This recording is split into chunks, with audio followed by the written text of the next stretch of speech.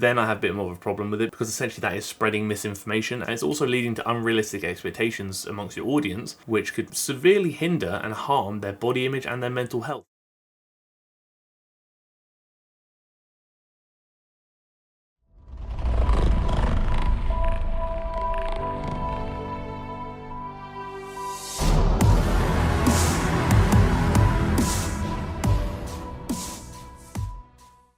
It's going to be a big one today. It's going to be one that's been lingering for quite some time. And you've probably already guessed what's going on based on the title. But I've had many questions surrounding this. Especially since I started covering people like Pilates in some videos. A lot of people said, but Harry, what do you think about Pilates? How effective is Pilates? We're going to speak about that today. And I know what you're thinking. Harry, you're wearing the same t-shirt you wore in the last video. And that would actually be correct, because I've just finished filming that last video and I thought, you know what, I've got time today. Why don't we film 2 videos back to back and get ahead of schedule, you know, because why not? Obviously, before we start the video, the things that must be done must be done. So if at any point you decide you'd like the video, please let me know you'd like the video by liking the video. 1,300 likes in the first 24 hours is the goal, so if we reach that, that'll be bloody splendid. If you haven't already, please do consider clicking the red button down below and subscribing to the channel, and maybe even the bell next to it so you get notified when I upload every week, twice a week. And if you have a question you want me to answer at the end of the next video, please do consider dropping it down below for comment question of the week, and I shall do so. Where is the hat? I had it here a second ago, and it's gonna be on my head any moment now. Surprisingly not that uncomfortable, but also very warm. It's a shame that the ears don't do the boom boom boom boom boom thing like the bunny ones did. I'm going to try and make this video a bit shorter, a bit more concise, because I know the last video was bloody long, so if you tolerated that, I do very much appreciate you. And we're going to talk about Pilates. And this idea kind of came to me because I do have a lot of people asking me about my thoughts regarding the effectiveness of Pilates, as you know, but also I was sent this individual, which is Move With Nicole, in the old Discord machine, and I thought, you know what, put these 2 videos together. We can have a look at Nicole's 20-minute Pilates cardio and booty low impact workout. I can give my thoughts and opinions on some of the movement being shown, but also use this as a catalyst for conversation regarding how effective Pilates actually is, and maybe go and lead that conversation down that route. The thing is, obviously, Move With Nicole is a very known Pilates creator online. I believe she comes out of Australia, which is bloody cool. That would explain why the weather is far nicer there than it is over here in England. That being said, I will actually hopefully be in Australia, in both Sydney and Melbourne, at the end of this year. Again, still waiting for confirmation and like dates and stuff, but should hopefully be around November time. So keep an eye on my Instagram story, and when I have confirmed when I'm going and where I'm going, I will slap it on there. Pilates is a means of exercise, and people kind of see it as like a means of mind-body exercise. And Pilates is commonly utilized by many to improve their strength, flexibility, and their posture, and things along those lines. Why you do Pilates is very much up to you and up to your goals. And a lot of these movements that you're going to see Nicole do are actually quite similar to a lot of the movements you'll see the influencers on Instagram who are quite resistance training and home workout focused do as well. When it comes to how effective Pilates actually is, it's really dependent on what you're trying to get from it. So for example, movements like this, like a star jump, is not going to be amazingly fantastic for developing muscles. What it would be a bit more effective for is maybe calorie expenditure, because obviously movement is key there, therefore calorie expenditure. So burning calories is probably going to be the primary focus of a movement like this. Whereas a movement like this, because the movement is a bit more limited and a bit slower, a bit more controlled, typically would not be what I consider more of like a calorie expenditure based movement, but might be something that you would consider more towards a bit more muscle focused, because you're going through a movement here, it'll be the lunge especially, where you're going to put a bit of emphasis on the quads and the glutes, etc, etc. How effective this movement is for the building of muscle is obviously going to be a bit limited by how much you can progressively overload it, i.e. how much of that movement can you do and still progress. Can you do X number of reps? Can you add weight to it? So many things like that. I think the thing to remember is when people adopt like Pilates as their chosen form of exercise, but a lot of the people I've spoken to anyway, basically do so because they want to feel a bit better, they want to be active, but they also want to make their body look a bit better. They typically say that they want to build a bit of muscle mass and they want to lose a bit of fat, therefore look more defined, or what some people might say toned. And if you're new to fitness, or if you aren't particularly active, doing something is obviously going to yield some results, as you would expect. But obviously expectations must always be realistic, regardless of what you're doing, regardless of how you're training. So for example, with Pilates doing the movements we've just seen previously, where like the lunge variation, are you going to build mass amounts of muscle mass from that? Absolutely not. But do you want to build mass amounts of muscle mass from that? Probably not. Are you going to lead to some muscular development doing movements like that, like lunge variations, if you haven't been particularly active prior? Absolutely, because you're still going to achieve some kind of hypertrophy and strength gain through bodyweight movements. But again, with bodyweight movements, as I covered in a video before, the ceiling is obviously going to be lower than it would be if you were incorporating resistance and weights into that movement as well. Primarily due to, like I said earlier, about progressive overload. The ceiling of progression will say you can only take a movement so far without weights. That's not saying you can't take it far without weights, that's just saying that you can only take it so far. A lot of people might do movements like this and maybe think it's a bit more ab focused, like obviously the six-pack area, when in reality it's really not. So the big thing here that we're looking at, are you reducing the distance between the sternum and the pelvis, or the pelvis and the sternum, against resistance? No, you're not here, because the distance between the sternum and pelvis isn't changing. The only thing really working here will be the hip flexors, obviously really bringing that knee up to the chest. The abdominal region itself is not doing anywhere near as much as you think it's doing, because again, that distance is not changing, therefore there's no spinal flexion, especially against resistance. So if the distance were to change, like the sternum were to get closer to the pelvis in this position, gravity would be doing that. So movements like that I would typically deem to be, I don't want to say ineffective, but probably ineffective for their intended purpose, whereas they would probably be a bit more effective for the hip flexors, and also maybe a bit more effective for just movement in general, so maybe calorie expenditure. But again, because the movement is limited, the number of calories you're going to burn by performing that movement is also going to be limited too. And a similar sort of thing kind of applies here with a movement like this, which is obviously the mountain climber, which again is very popular in home workouts. A lot of people do the mountain climber as means of like working the abdominal region, when in reality, again, the distance between the sternum and the pelvis is not really changing. Therefore, the abs aren't really doing as much as you might think, although there is obviously going to be some stability involved due to this kind of plank-like position that the movement is initiated from. But again, the hip flex is obviously going to be working due to them having to contract and take that knee closer to the chest. Movements like this, we've got the 1.5 like squat pulse movement to like the leg lift. Is this going to do something? Absolutely, it's going to do something, because you're working the quads in a range of motion. The glutes are also getting involved, and all those bits and bobs. Due to the limited range of motion where you're kind of maintaining a bit more tension in that kind of mid position, it may lead the legs, or the quads specifically, to burn a bit more. When in reality, this movement would probably actually be more effective if you took the quads through a greater range of motion and were to squat a bit lower. But again, we must remember that the purpose of Pilates is not to build or try and build mass amounts of muscle mass, but perhaps improve the amount of muscle mass you do have, even if that's just by a small amount, especially if you're looking at working out from home, or especially if you're looking at doing low impact movements, or maybe even movements that don't incorporate additional resistance. The target demographic of Pilates may well not be that interested in just massively changing their physique, but more just making improvements to the physique they already have by, like I said earlier, improving the amount of muscle mass they have even by a bit, maybe reducing a bit of fat through additional movement,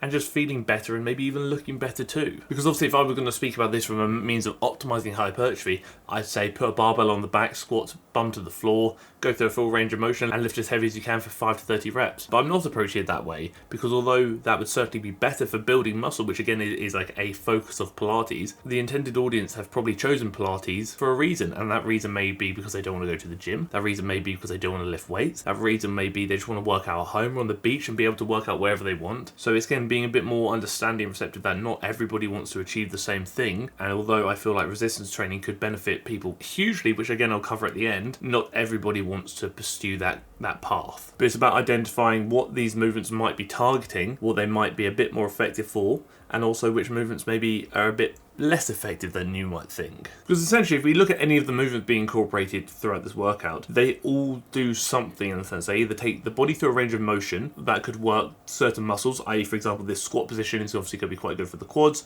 the glutes, things along those lines, and they also incorporate a lot of movement. So for example, you've got the squat to like a burpee, therefore you're going to work the quads through a pretty solid range of motion, and you're also incorporating the burpees, which are obviously going to work muscles as well, but might be a bit more intended for things like caloric expenditure. So you're trying to mix the two things of working the muscles and burning the calories. Obviously when you work the muscles, you're obviously burning calories, because any movement does burn calories, and actually, in matter of fact, no movement does also burn calories, which is why we refer to the BMR, so basal metabolic rate, which is how many calories you burn at rest. And obviously we know that the more muscle mass you have, the more calories you burn at rest, all those good bits and bobs, but again we'll get to that later. So it's about identifying that everything you're seeing here is doing something, but whether it's doing what you think it might be doing is a different story. I think the thing that might be overlooked is how effective Pilates might be for people who are recovering from injuries. So if for whatever reason, let's say an injury, you aren't able to take your muscles or your body through a range of motion against load, or you may even have to take it through a slightly reduced range of motion, something like Pilates might actually be quite an effective means of doing so, because essentially you're still able to work the muscles in a low impact, low load format with a range of motion that you can alter that best aligns with your current different capabilities based on the potential injury you may have. So I think when it comes down to it, with the consideration that a lot of the people I've spoken to often incorporate Pilates into their training regime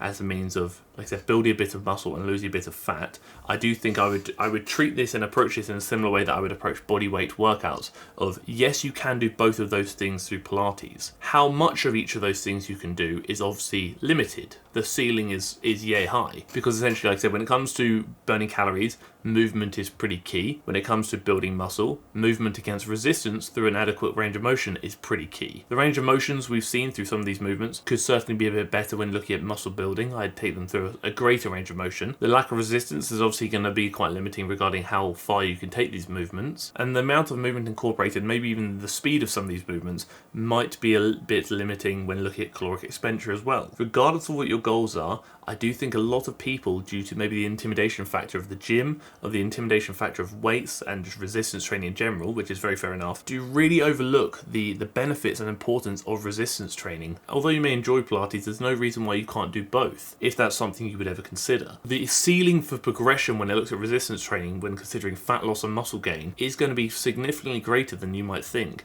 Also, the ceiling for progression when you're considering even stretching, because essentially when you're lifting, provided you're going through the full active range of motion, you're essentially stretching the muscles through their active range of motion against load when you're resistance training to some extent. So oftentimes you see people who are quite big, quite bulky, and have really bad flexibility and mobility. That may well be due to the fact that they don't take the muscles through their intended active range of motion. Therefore, the quality of their movements may be a bit limited. Their mobility might also be a bit limited, which again I think is a very overlooked aspect of resistance training. Obviously doing a mobility routine to make sure that you're moving well and as you should. So I guess the concluding point I've waffled on about far too long. Yes, Pilates certainly has a time and a place, and I fully back that.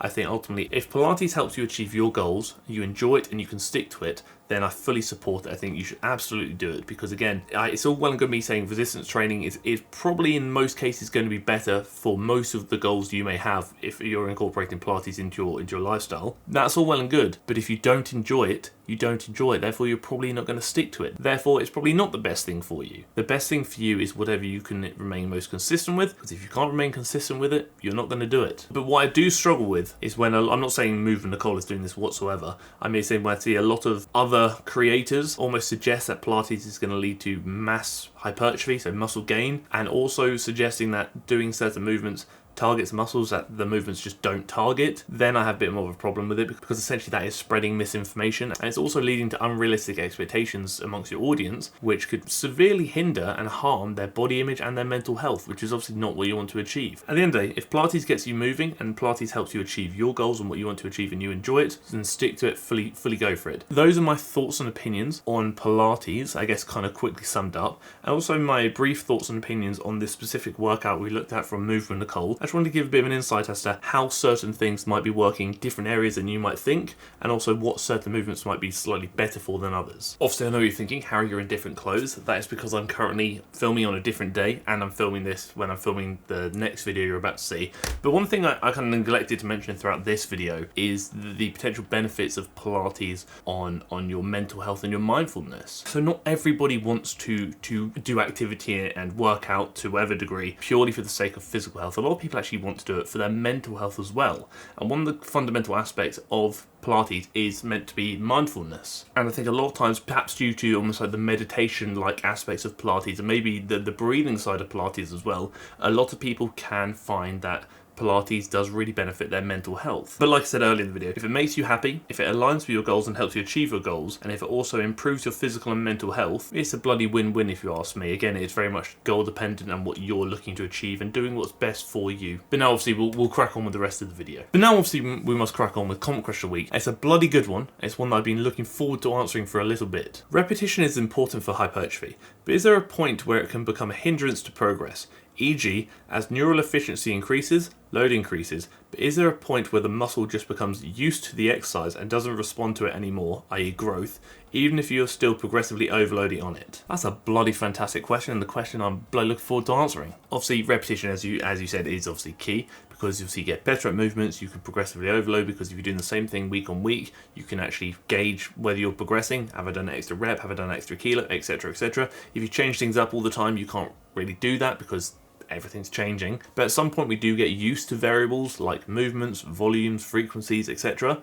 And that's what we consider to be adaptive resistance. One of the kind of hindrances of adaptive resistance is essentially lowering the stimulus to fatigue ratio. So therefore the movements or whatever you're doing does not stimulate you as much as it used to, therefore bringing stimulus down. But how fatigued it is may remain the same. So obviously lowering the stimulus to fatigue ratio, as I just said. So yeah, changing things up is certainly a good shout. When you change things up is obviously very much dependent on the person. But again, Ryan Jewers actually did a really good TikTok on this, I want to say like a week ago or something, where he basically spoke about how he recommends people change even just a small variable every 5 to 15 weeks or so. And that variable could be something as simple as lowering the height in which your back foot is elevated when doing a split squat or something along those lines. He then obviously goes into like more of an advanced training concept, which is resensitization phases, but I think I'll probably save that for a waffle at a later date if people want to hear it. But yeah, the short answer is yes, we do at some point get used to things, and we should likely adjust variables such as movements every X number of weeks to prevent that adaptive resistance from occurring and to ensure that we are fully optimizing our training if that's something you wish to do. Hopefully that answered your question, hopefully it helped, and hopefully I didn't waffle too much. But that is it.